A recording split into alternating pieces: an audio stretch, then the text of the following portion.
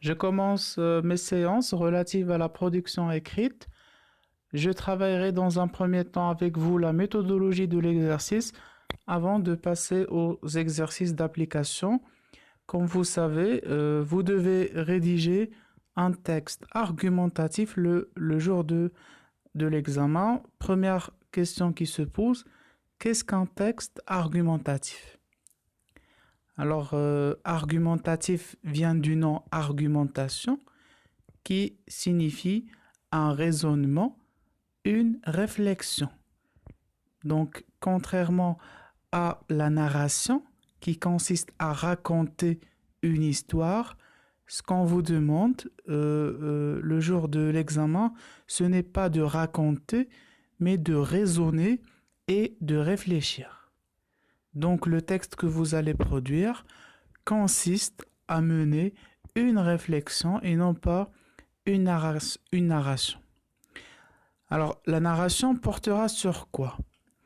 Vous aurez deux types de sujets. Soit vous allez réfléchir sur un problème social, un phénomène. Je vous donne des exemples. Par exemple, on peut vous proposer de mener une réflexion sur la violence, sur le divorce, sur le suicide. Donc là, c'est un premier type de sujet. Ou bien, vous allez mener une réflexion sur un sujet débat. Alors, qu'est-ce qu'on veut dire par un sujet débat? Ça veut dire qu'il y a des personnes qui sont pour, alors qu'il y en a d'autres qui sont contre. Vous voyez, donc il y a une différence entre les deux types de sujets qu'on peut vous proposer. Alors, le premier type de sujet, pour récapituler, consiste à analyser et à expliquer un phénomène social ou bien un problème social, alors que le deuxième type de sujet consiste à confronter des points de vue différents. Et une chose très importante également à retenir, c'est que même si lors de ce deuxième type de sujet, même si vous êtes pour, par exemple, vous devez également exposer l'autre point de vue. Donc, gardez en tête cet élément-là parce qu'il est essentiel. Alors, ce qui est important dans ce deuxième type de sujet, à savoir le sujet débat qui peut être étudié selon deux points de vue, c'est la confrontation de ces deux opinions. Donc, pas seulement une prise de position, mais les deux opinions doivent être exposées.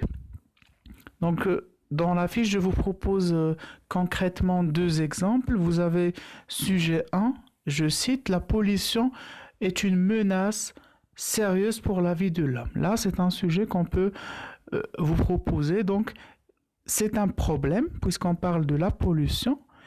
Et c'est un problème, c'est de toute une société sur lequel vous allez réfléchir et analyser. Par contre, dans le deuxième sujet, je cite, est-il vrai qu'Internet est un mal? Donc là, il fallait montrer les deux points de vue autour de ce sujet débat. C'est un sujet débat parce que c'est une question qui peut avoir deux réponses complètement opposées. On peut dire oui, l'Internet est un mal, alors qu'on peut également dire que l'Internet est un bien. Et donc, les deux sujets ne sont pas les mêmes et pour cela, il fallait utiliser des plans différents. Chaque type de sujet, en d'autres termes, doit être traité de manière singulière. Alors, pour les sujets qui demandent l'analyse et l'explication d'un phénomène, on utilise le plan analytique. Ce sont les sujets, par exemple le divorce, le suicide, la violence et ainsi de suite.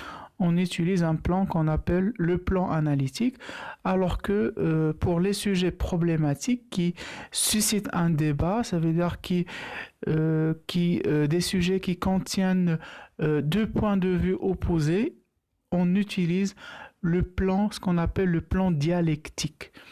Alors, donc nous avons le plan analytique pour les sujets nécessitant une analyse, alors que nous avons le plan dialectique pour les sujets qui contiennent donc deux points de vue opposés. Alors, dans la prochaine vidéo, nous allons travailler sur les deux plans, à savoir le plan dialectique et le plan analytique.